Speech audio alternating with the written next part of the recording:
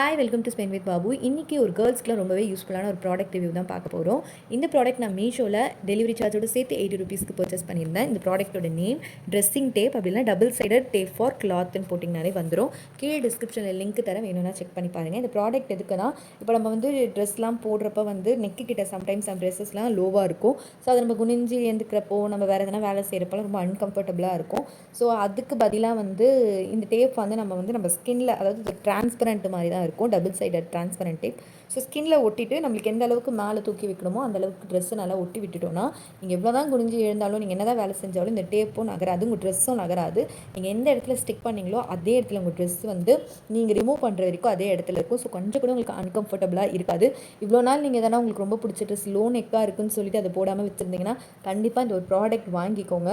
Low நெக்காக எவ்வளோ low நெக்காக இருந்தாலும் கூட இந்த ப்ராடக்ட் வாங்கிட்டிங்கன்னா அழகாக நீங்கள் லைட்டாக தூக்கி இந்த டேப்பை வச்சு ஒட்டிட்டிங்கன்னா போதும். லோ நெக் ப்ராப்ளமே இருக்காது. அழகாக நீங்கள் எந்த அளவுக்கு தூக்கி ஓட்டினீங்களோ அந்த அளவுக்கு அது ஸ்டிஃபாக இருக்கும். இந்த ப்ராடக்ட் உண்மையாகவே சூப்பராக ஒர்க் ஆச்சு. அதனால தான் நான் உங்களுக்கு ஷேர் பண்ணியிருக்கேன். இந்த வீடியோ உங்களுக்கு யூஸ்ஃபுல்லாக இருந்ததுன்னா மறக்காமல் லைக் பண்ணிவிட்டு நம்ம சேனலை சப்ஸ்கிரைப் பண்ணிக்கோங்க. இந்த ப்ராடக்ட்டோட லிங்க் இருக்குது, செக் பண்ணி பாருங்கள்.